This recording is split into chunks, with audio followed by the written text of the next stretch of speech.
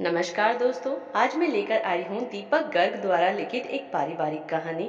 हमारी कहानी आपको अच्छी लगे तो प्लीज हमारा चैनल सब्सक्राइब करें। सुधा जी अपने कमरे में बड़बड़ाती हुए घुसी। सब अपने मन की करते रहते हैं, मेरी तो कोई सुनता नहीं है। पत्नी का चेहरा गुस्से से तमतमाए देखते हुए मोहन बाबू ने पूछा, क्या हो गया सुधा, किस पर बड़बड़ा रही हो? हम्म, पूछ तो ऐसे रहे हो जैसे कुछ जानते ही नहीं। वही तुम्हारी लाडली बहू, आज उसका मन हो गया कि एयर कंडीशन खरीदना है, तो शाम तक देखना, खरीद कर ही मानेगी। मैंने उससे कहा कि पंखे हैं, कूलर है, इनमें भी तो ठंडी हवा तो आती है, मगर कोई मेरी सुनता ही नहीं। सुमित तो उसका गुलाम हो गया है, तुम देखना दिला ही देगा। जोरू का गुलाम जो ठहरा। मोहन बाबू समझ गए कि रिश्तों की आपसी खींचतान का असर केवल सास बहू पर ही नहीं बल्कि पूरे घर पर होगा। उन्होंने अपनी पत्नी सुधा जी से कहा, सुधा बैठो मेरे पास, तुमसे कुछ बात करनी है। सुधा जी बड़बड़ाते हुए पलंग पर मोहन बाबू के समीप बैठ गई। तब मोहन बाबू ने कहना शुरू किया, सुधा, याद है तुमको कि गर्मी के दिनों में जब हमारी नई नई शादी हुई थी, तब हम दिन का समय कैसे व्यतीत किया करते थे? अरे याद क्यों नहीं, मुझे सब अच्छे से याद है।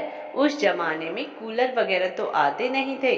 तब तुम खस की पट्टियां बाजार से लेकर आते थे और उन्हें गीला करके पंखे के सामने बांध देते थे ताकि मुझे गर्मी ना लगे।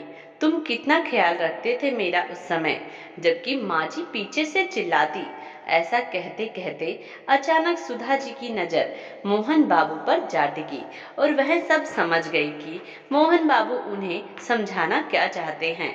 मोहन बाबू ने प्यार से सुधा जी का हाथ अपने हाथों में लेकर कहा, देखो सुधा, वही सिर्फ तुम्हारी बहू ही नहीं, सुमित की भी पत्नी भी है। जो अपेक्षाएं तुम्हारी मुझसे थी, वही अपेक्षाएं बहू की सुमित से भी होंगी। और यही जमाने का दस्तूर भी है। अगर पत्नी अपने पति से नहीं तो और किससे अपेक्षा रखेगी कि कोई उसके दुख दर्द को समझे और उसकी सुविधाओं का ध्यान रखे। हमारे जमाने में तो कूलर भी नहीं थे, तो एयर कंडीशनर की कहाँ से सोचते। आज जब चीजें उपलब्ध है और हमारा सामर्थ्य है, तो क्यों ना सुविधाओं का लाभ उठाए।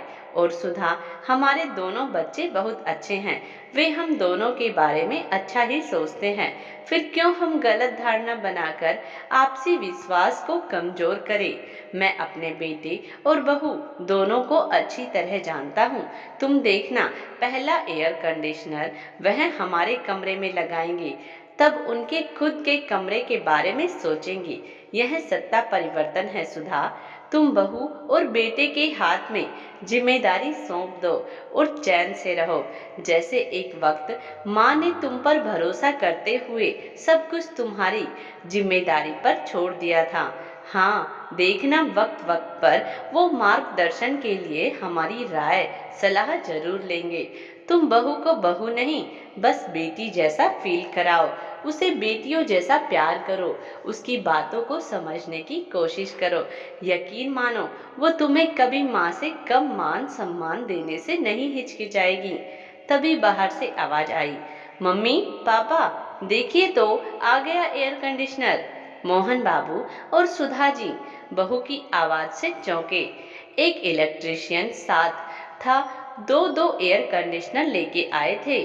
बेटा बहू, माँ दो लाए हैं, एक आपके पापा जी के कमरे के लिए, दूसरा हमारे कमरे के लिए। आखिर गर्मी में हम सबको साथ में चिल जो करना है, कहकर बहू मुस्कुरा दी। मोहन बाबू की ओर देखकर सुधा जी भी मुस्कुरा दी और बहू के सिर पर हाथ रखते हुए माथों को चूमते हुए बोली, जुग जुग जियो मेरी बच्चों, एक आपसी तालमेल को बढ़ावा देती है। घर में सुख शांति बनाए रखें। और हमारी कहानी आपको अच्छी लगी प्लीज कमेंट बॉक्स में जरूर बताएं और हमारा चैनल सब्सक्राइब करें। धन्यवाद।